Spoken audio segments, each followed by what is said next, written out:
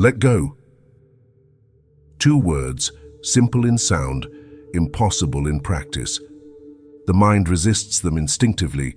It wants control, certainty, the guarantee that nothing precious will slip away. And so, we tighten our grip on people, outcomes, identities, believing that attachment secures what we love. We convince ourselves that effort will be rewarded, that persistence ensures stability, that the more we try, the closer we'll get to what we seek. But reality doesn't work that way. What we chase often runs. What we cling to eventually breaks under the pressure. The very things we fear losing seem to slip through our fingers, no matter how desperately we hold on. And yet, we rarely question this pattern. Instead, we double down, mistaking control for security, mistaking attachment for love. But attachment doesn't hold things together. It suffocates them. This is the paradox we fail to see. When you let go, everything comes to you. Not because life rewards passivity, but because attachment is resistance in disguise. It is a force that traps energy, restricting the natural movement of life. A clenched fist cannot receive. A rigid mind cannot adapt. The more we force, the more life resists. The moment we release, space is created. And in that space, what was once elusive finally has room to arrive. We have all experienced this, even if only briefly. A time when we stopped trying so hard, stopped overthinking, stopped grasping for certainty. And suddenly, without warning, the very thing we longed for appeared effortlessly. It was never about giving up. It was about allowing. Yet, letting go feels like a gamble. The mind demands guarantees. What if I lose everything? What if I regret it? What if nothing comes back? But what we fail to ask is the far more powerful question. What if everything I've been chasing has been waiting for me to stop running? What if control has been an illusion all along? What happens when we finally release our grip, not in fear but in trust? The moment we loosen our grip, discomfort rises. It feels unnatural, as if something is slipping away, something we should be holding on to. But what if that emptiness isn't loss, just the absence of the tension we've grown used to? The weight of attachment is deceptive. It does not press down suddenly, it settles in quietly, shaping our thoughts, decisions, and emotions. We do not notice how tightly we hold on because it feels like an instinct. This need to grasp, to define, to keep things as they are. We mistake it for love, for purpose, for the very structure of our existence. But attachment is not stable ground. It is a constant negotiation with uncertainty, an attempt to control the uncontrollable. It is what makes us restless when someone we love becomes distant, what fills our minds with doubt when life takes an unexpected turn. We do not simply experience life. We anticipate it, fear its unpredictability, and attempt to mold it into something manageable. And yet, it never truly obeys. The weight of attachment grows heavier the more we resist change. A relationship we desperately try to save, even when it has already unraveled. A vision of success we refuse to revise, even when it no longer aligns with who we are. A version of ourselves we refuse to let go of, even when it is suffocating us. We believe that if we just try harder, fight more, prove our devotion, things will stay in place. But nothing stays. Everything moves. And still, we resist. This resistance is the true burden. It shows up in the tension in our shoulders, the exhaustion of overthinking, the fear of losing what we believe is ours. But nothing belongs to us, not permanently. And yet we cling to possessions, people, identities, convinced that without them we will be empty. But is it attachment that fills us, or is it what drains us? We are taught to see letting go as weakness, as passivity, as defeat. But what if it is none of those things? What if the weight we carry is not proof of love or purpose, but a self-imposed burden? What if release is not loss, but the first breath of true freedom? We don't just hold on to the past, we hold on to the future. We mold it in our minds, shaping it into something familiar, predictable, safe. And then we convince ourselves that things must happen this way, at this time, in this order, with no deviations. But life does not follow personal deadlines. It does not move according to our expectations, and when reality breaks the plans we so carefully constructed, we don't just feel disappointment, we feel betrayed. Expectation is not a passive thought. It is a force pressing against the present, telling us that this is not enough. That happiness, peace, success, they are all waiting just ahead, just beyond reach. We tell ourselves, when I achieve this, I'll be content. When I reach that milestone, I'll finally be at peace. But what happens when we arrive and the feeling does not last? Another expectation replaces the last. Another goal, another condition. And so, we live in a state of waiting. We measure time not by what it brings, but by how closely it follows the script we wrote in our minds. If things happen too late, we think we've fallen behind. If they happen too soon, we question if we're ready. Instead of experiencing life, we find ourselves negotiating with it, trying to bend it into the shape we imagined. But the burden of expectation does not just create stress, it steals our ability to recognize opportunities we never considered. When we believe life should unfold in a specific way, we fail to see the doors opening all around us simply because they do not match the ones we were expecting. We call them obstacles when they may in fact be redirections. There is a kind of exhaustion that comes from believing we are running out of time. The thought lurks beneath every moment. Why am I not further along? Why do others seem ahead? What if I never get there? But where, exactly, is there? And who decided that progress must look the same for everyone? Perhaps the real struggle is not with life itself, but with our belief that things must happen in a certain way for them to be right. Perhaps certainty is not peace but a prison. Perhaps we do not need to chase the future, but simply be open enough to let it meet us in unexpected ways. We think we're protecting what matters when we refuse to loosen our grip. But the anxiety of holding on is not protection, it's exhaustion. It disguises itself as vigilance, convincing us that if we stay alert, if we anticipate every possible loss, we can stop things from slipping away. But deep down, we know the truth.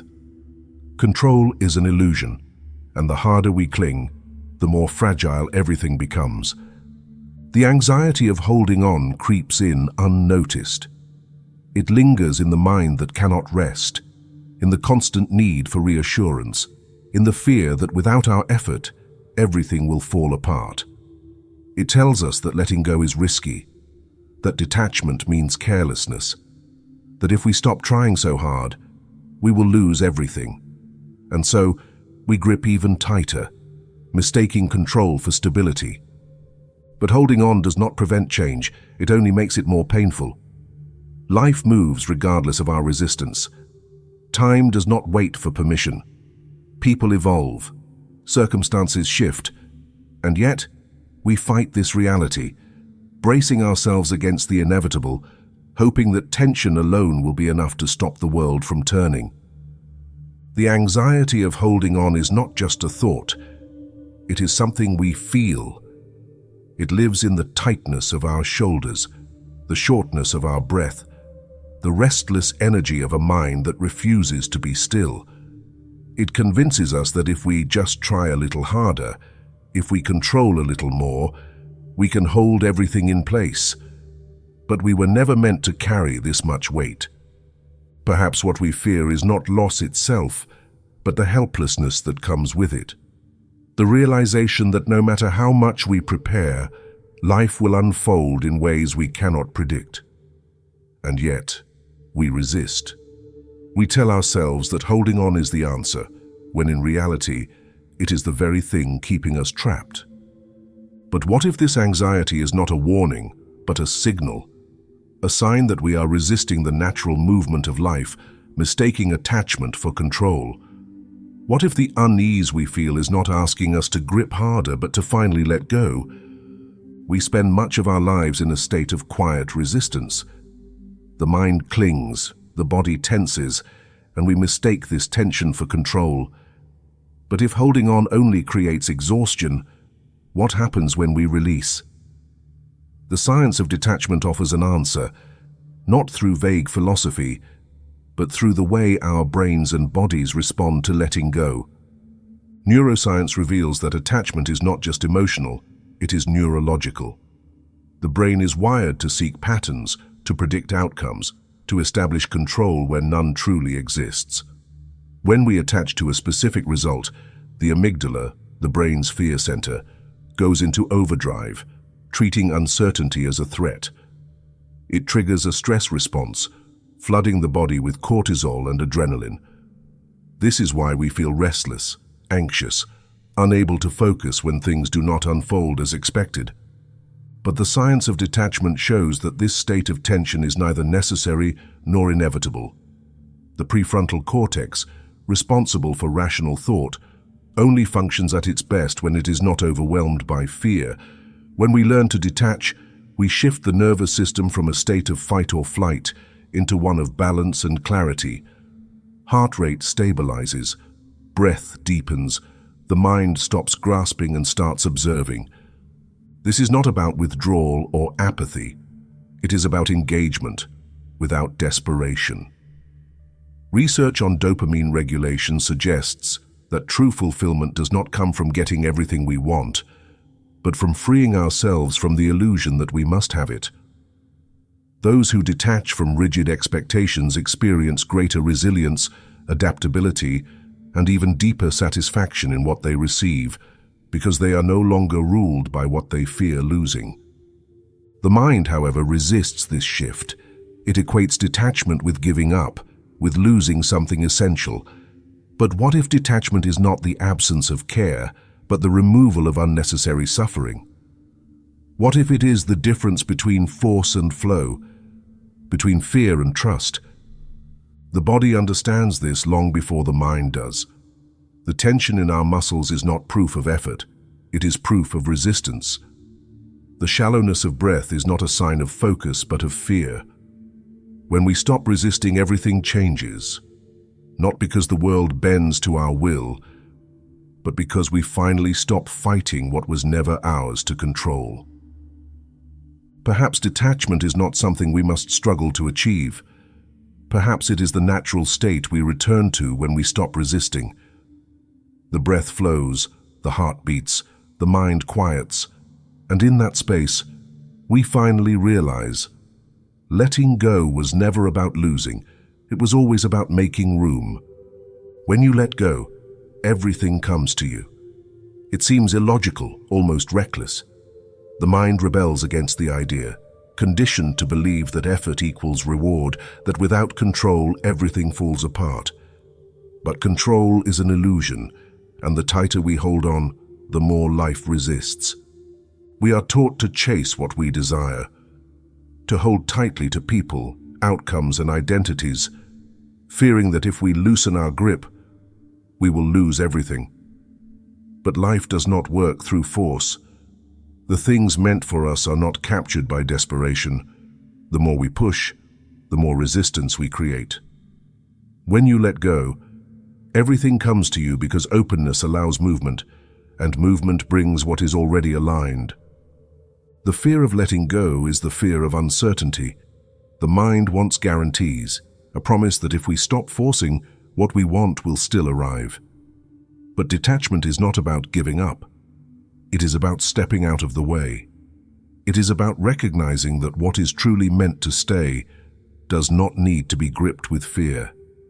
Think back to the moments when things fell into place effortlessly, the friendships that formed when you weren't seeking them, the opportunities that appeared when you weren't chasing them. the clarity that arrived when you finally stopped demanding answers. When you let go, everything comes to you because grasping creates tension, and tension blocks flow. Detachment is not passivity, it is trust. Trust in the unseen, in the unfolding of time, in the understanding that nothing real is lost through release. We are conditioned to believe that holding on is strength, that persistence ensures stability. But true stability is not found in force, it is found in allowing. When you let go, everything comes to you because life operates in rhythms, in cycles, in movement. Holding on interrupts that movement. The things we try to control become burdens, and the weight of attachment exhausts us. But the moment we release, truly release, something shifts. The space we create invites what is meant to come. You cannot force what is not ready. You cannot delay what is already set in motion. You cannot hold on to what was never meant to be yours forever. But you can trust that letting go is not an end, it is an opening. And what fills that opening is often greater than what we tried so hard to hold on to. So the real question is not, what happens if I let go, but what has been waiting to reach me all along? The art of surrender is the final test, the moment when letting go moves from concept to experience. It is not something we theorize about. It is something we step into, fully, without hesitation. And yet, the mind resists. It equates surrender with loss, with failure, with passivity. But what if we have misunderstood it entirely? What if surrender is not the end of power but the beginning of true strength? Control is intoxicating. It convinces us that if we just plan better, anticipate more, hold on tighter, we can bend life to our will. But the art of surrender is not about giving up on what we desire. It is about releasing the need to force it into existence. It is the recognition that what is truly meant for us does not need to be chased. It needs to be received. The world does not operate through force alone. The ocean does not demand the tide to rise. The seasons do not argue over when to change. The tree does not strain to make its leaves fall. Nature moves with an intelligence that does not require struggle. And yet, we fight against this truth, believing that without constant effort, life will collapse. But the art of surrender teaches that there is a greater force at work, one that requires our trust, not our resistance. There is a rebellion in surrender. It is not passivity, nor is it an act of weakness. It is a refusal to be controlled by fear. It is the willingness to stand in uncertainty without grasping for control. It is the understanding that no amount of attachment, no amount of force, no amount of manipulation will keep what is not meant to stay. The body understands surrender before the mind does. It knows how to exhale after holding too much air. It knows how to relax when a weight is lifted. But the mind, addicted to control, fights to hold on, even when letting go is the only path left. The art of surrender is learning to trust the body's wisdom, to lean into what feels light instead of clinging to what is heavy. Surrender is not resignation. It is not indifference. It is an act of courage. To surrender is to stand in the unknown and say, I am willing to see what happens next. It is to drop the fight, not because we have lost, but because we finally understand that winning was never about control. It was about trust. We fear surrender because we think it means losing control. But we were never in control to begin with. Life was always moving, always shifting, always flowing beyond the limits of our grasp. The art of surrender is not about stepping back. It is about stepping in, into trust, into presence, into the freedom that comes when we finally stop fighting what was always meant to be. The collapse of the illusion is not gentle. It does not announce itself with subtlety or ease. It arrives suddenly, like a wave breaking against rock, exposing everything we once believed to be solid as nothing more than shifting sand. There is a moment in every life when something falls apart, something we were sure would last. A relationship, a plan, an identity we spent years constructing. And in that moment, panic sets in. The mind scrambles for control, reaching for explanations, for solutions, for anything to hold on to. But the collapse of the illusion does not leave room for bargaining. It does not negotiate. It only reveals. We tell ourselves that if we do everything right, life will unfold as expected. That love will stay if we love enough. That success will come if we work hard. That certainty is something we can build. But reality does not work this way. The illusion was never the world itself. It was our belief that we could shape it according to our will. Something breaks inside when we realize this, not in a way that destroys us, but in a way that strips away what was never true. The collapse of the illusion is painful, not because we are losing something real, but because we are losing the fantasy that it was ever ours to keep. There is freedom in this breaking. At first it feels like emptiness, like standing in the ruins of what we once thought was unshakable, but slowly, something else emerges, a lightness, a space where the weight of expectation used to be. And in that space we begin to see life for what it is, not something to be controlled, but something to be met. We resist this collapse because we mistake it for failure. But what if it is not the end, but the beginning? What if the destruction of illusion is the first real step toward truth? What if everything we thought was falling apart was actually falling into place?